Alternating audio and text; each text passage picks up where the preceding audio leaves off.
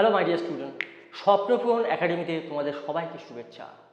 আশা করি তোমরা সবাই ভালো আছো। আজকের যে ক্লাসটি এনেছি সেটা হচ্ছে রুলস ফর স্পেলিং, অর্থাৎ বানান ঠিক করার কিছু নিয়মাবলী, যেটা এভরি এক্সামে অর্থাৎ প্রত্যেক এক্সামে এটা পড়ে থাকে। তাই ক্লাসটা শেষ পর্যন্ত ওয়াচ করতে থাকো।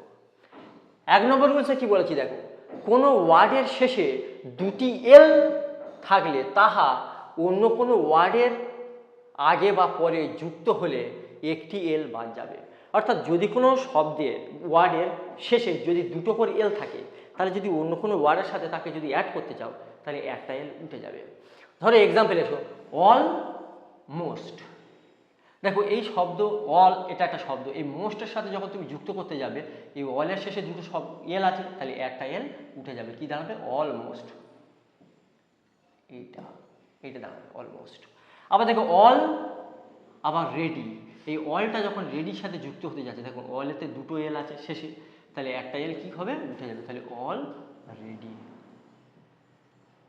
তারপর দেখো অল দো। দেখো এখানেও এই বাক্যের শেষে মানে অলের শেষে মানে দুটো এল আছে, তাহলে একটা উঠে যাবে, অল দো। অল টুগেদার, দেখো একটা এল উঠে যাবে, অল টুগেদার। অলওয়েজ, তাহলে অল ওয়েজ। ডাউটফুল, দেখো ডাউট আর ফুল এই দুটোকে যখন আমরা যুক্ত করবো, দেখো এই ফুলের শেষে দুটো এল আছে, তাই একটা উঠে যাবে, কি দাঁড়াবে? তাহলে ডাউট ফুল। তারপর দেখো স্কিলফুল, দেখো এখানে স্কিলের শেষেও দুটো এল, আবার ফুলের শেষেও দুটো এল। দেখো এখানেও দুটো এল, আবার এখানেও দুটো এল, তাহলে যখন যুক্ত হতে যাবে একটা করে এল উঠে যাবে, তাহলে স্কিল। এই স্কিলের দুটো এল থেকে একটা এল বাদ দিলে, আবার ফুলের একটা এল বাদ দিয়ে দাও, এল হয়ে গেল স্কিলফুল। তারপর দেখো ফুলফিল, দেখো এখানেও দুটো এল, এখানেও দুটো এল, তাহলে একটা একটা করে বাদ দাও, ফুল ফিল, এটা হয়ে গেল। আবার ওয়েলকাম, দেখো এখানে দুটো এল আছে, তাহলে একটা এল হবে, WELCOM, তাহলে এটা হয়ে গেল ওয়েলকাম।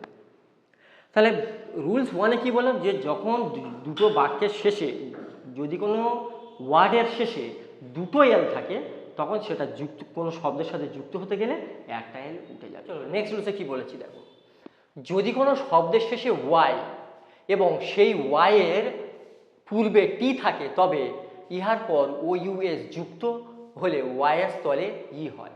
দেখো যদি কোনো শব্দের শেষে ওয়াই থাকে, দেখো ওয়াই আছে, এই সমস্ত ওয়ার্ডের শেষে ওয়াই আছে, এবং তার আগের শব্দ পূর্বের শব্দ যদি টি হয়, দেখো টি আছে, তাহলে এই সমস্ত শব্দের সাথে যদি OUS যুক্ত করতে চাও, এই সমস্ত শব্দের সাথে যদি OUS যুক্ত করতে চাও, তাহলে দেখো থাকে, তাহলে OUS যুক্ত করতে গেলে ওটা কি হয়ে যাবে?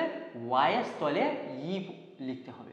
ওয়াইয়ের স্থলে কি লিখবো? তাহলে ই লিখতে হবে। তাহলে যদি কোনো শব্দের শেষে ওয়াই থাকে এবং তার আগে যদি টি থাকে, তাহলে এই সমস্ত শব্দের সাথে যদি OUS যুক্ত করতে যাও, তাহলে এই ওয়াইয়ের জায়গায় কি লিখতে হবে? দেখো ই লিখতে হবে। তাহলে আমরা কি লিখি? বিউটি, টি এই পর্যন্ত লিখলাম, তা ওয়াইয়ের স্থলে কি লিখবো? ই দিয়ে দেবো, তা OUS লিখতে হবে, তাহলে বিউটি আসবে। আবার দেখো পিটি আস, তাহলে দেখো PIT লিখলাম। এবার দেখো ওয়াইয়ের স্থলে কি লিখতে বলেছি? ই, আর OUS যুক্ত করে দিলাম, পিটিএস। আবার দেখো বাউন্টি মানে দাক্ষিণ্য, এর সাথে OUS যুক্ত করবো, দেখো ওয়াইটা তাহলে কি হয়ে যাবে? ই, BOUNTOUS। তাহলে বোঝা গেল প্লেন ব্যাপার, যদি কোনো শব্দের শেষে ওয়াই থাকে এবং তার আগে যদি টি থাকে, সেই সমস্ত শব্দের সাথে ওয়ার্ডের সাথে যদি OUS যুক্ত করতে চাও, তাহলে ওয়াইটা জাস্ট ই করতে হবে। নেক্সট রুলসে কি বলেছি, মানে রুলস 3-তে, যদি কোনো শব্দের শেষে IE থাকে, তবে ইহার পরে ING যুক্ত করলে আই স্থলে ওয়াই বসাতে হয়। যদি কোনো শব্দের শেষে IE থাকে, দেখো আই, যেমন ডাই এর শেষে আই আছে, লাই এর শেষে আই আছে, টাই এর শেষে আই আছে, ভাই তার শেষেও আই আছে। তাহলে যে সমস্ত শব্দের শেষে আই থাকে, সেই সমস্ত শব্দের সাথে ING যদি তুমি যুক্ত করতে চাও, তাহলে আই স্থলে কি বসাতে হবে? ওয়াই বসাতে হবে।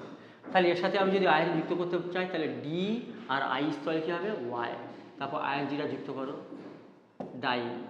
তারপর লাই, আই স্থলে কি করতে বলেছি? Y, ING। তারপর টাই, তারপর ভাই, VYING।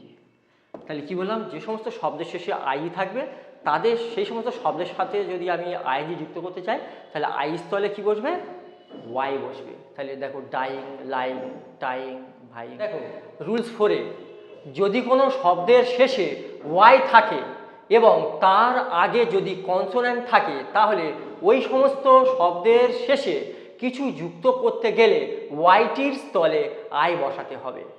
বলেছি যদি কোনো শব্দের শেষে ওয়াই থাকে, দেখো ওয়াই, এবং তার আগে যদি কনসোন্যান্ট থাকে, কনসোন্যান্ট মানে AEIOU, এইটা হচ্ছে ভাওয়েল, বাকিগুলো সবই কনসোন্যান্ট। তাহলে দেখো এল একটা কনসোন্যান্ট, সি একটা কনসোন্যান্ট, আর একটা কনসোন্যান্ট, ডি একটা কনসোন্যান্ট, ওয়াই একটা কনসোন্যান্ট, এস একটা কনসোন্যান্ট, পি একটা কনসোন্যান্ট, সি একটা কনসোন্যান্ট। তাহলে দেখো অ্যাপ্লাই, APPLY, এই শব্দের শেষে ওয়াই আছে এবং তার আগে এল একটা কনসোন্যান্ট, তার সাথে যদি আমি ইডি যুক্ত করতে চাই তাহলে কি বলছি, ওয়াইয়ের স্থলে কি বসবে, আই বসবে। তাহলে অ্যাপ্লাইড করো, APPLIED, অ্যাপ্লাইড। দেখো ওয়াইটা আয়ে পরিণত হলো। মার্সিফুল, দেখো শেষে ওয়াই আছে এবং তার আগে কনসোন্যান্ট আছে, এর সাথে যদি ফুল কথাটা যুক্ত যায় তাহলে কি হবে, MARCIFUL, এইটা দাঁড়ালো। তারপরে দেখো ক্যারি, ক্যারি ওয়াই শেষে আছে, তার আগে আর আছে, তাহলে এর সাথে যদি আমি ইডি যোগ করতে চাই CARI হয়ে যাবে, তারপরে ইডি, ক্যারিড। তারপর স্টাডি, STUD, ওয়াইয়ের জায়গায় আই দেবো আর OUS, যদি আমরা স্টাডি আসছে লিখি OUS যুক্ত করতে চাই। তাহলে দেখো ইজিলি, ইজি, আর তার সাথে LYটা যুক্ত করবো। তার দেখো এখানে ওয়াই আছে, তার আগে এস আছে, তাহলে EAS, ওয়াইয়ের জায়গায় আই, তারপরে LY, ইজিলি। তারপর হ্যাপি, এর সাথে যদি NESS কথাটা যুক্ত করতে চাই, দেখো ওয়াই আছে, তার আগে কিন্তু কনসোন্যান্ট, তাহলে কি হবে, একটা পি তাহলে উঠে যাবে, আয়ের জায়গায় তাহলে কে বসবে, ওয়াইয়ের জায়গায় আই বসবে।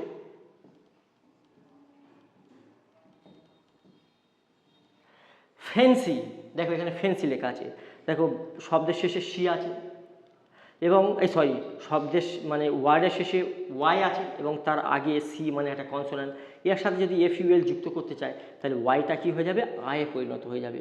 তাহলে FANCIFUL, ফেন্সিফুল। কিছুই নয়, যে সমস্ত শব্দের শেষে ওয়াই থাকবে এবং তার আগে যদি কনসোন্যান্ট থাকে তাহলে সেই সমস্ত শব্দের সাথে যদি কিছু যুক্ত করতে চাও তাহলে এই ওয়াইটা জাস্ট আয়ে পরিণত হয়েছে। দেখো অ্যাপ্লাই, দেখো ওয়াই আছে শব্দের ওয়ার্ডের শেষে, তার আগে একটা কনসোন্যান্ট, তাই ওয়াইটা জাস্ট আই করলাম, তার সাথে ইডি যুক্ত করে দিলাম যদি ইডি যুক্ত করতে চাও। তারপর দেখো মার্সি, দেখো শেষে ওয়াই আছে এবং তার শেষে তার আগে সি মানে একটা কনসোন্যান্ট, এর সাথে যদি ফুল কথাটা যুক্ত করতে চাও তাহলে ওয়াইটা আয়ে পরিণত হলো, MARCIFUL। তারপর দেখো ক্যারি, শেষে ওয়াই আছে, এর সাথে যদি ইডি যুক্ত করতে চাই তাহলে ওয়াইটা কি হয়ে যাবে, আই হবে, CARIED, ক্যারিড। তারপর স্টাডি আছে, OUS যদি যুক্ত করতে চাও তাহলে ওয়াইটা কি হয়ে যাবে, আই হয়ে যাবে, যেহেতু ওয়াইয়ের আগে কি আছে, আই আছে, ডি আছে একটা কনসোন্যান্ট, তাহলে ওয়াইটা আয়ে পরিণত করলাম। ইজি, তার সাথে LY যদি যুক্ত করতে চাই, দেখো শেষে ওয়াই আছে, তার আগে কনসোন্যান্ট, তাহলে ওয়াইটা আয়ে পরিণত করলাম, তারপরে LY। তাহলে এইভাবে আমরা ইরর কারেকশন মানে রুলস অফ স্পেলিং অর্থাৎ ইরর কারেকশন মানে সঠিক স্পেলিং খুঁজে বের করতে পারি। তাই ক্লাসটা যদি ভালো লেগে থাকে তাহলে স্বপ্নপূরণ একাডেমিকে একটা সাবস্ক্রাইব দেবে এবং বন্ধুদের মধ্যে শেয়ার করবে। স্বপ্ন হোক পূরণ, স্বপ্নপূরণ একাডেমি। Thank you.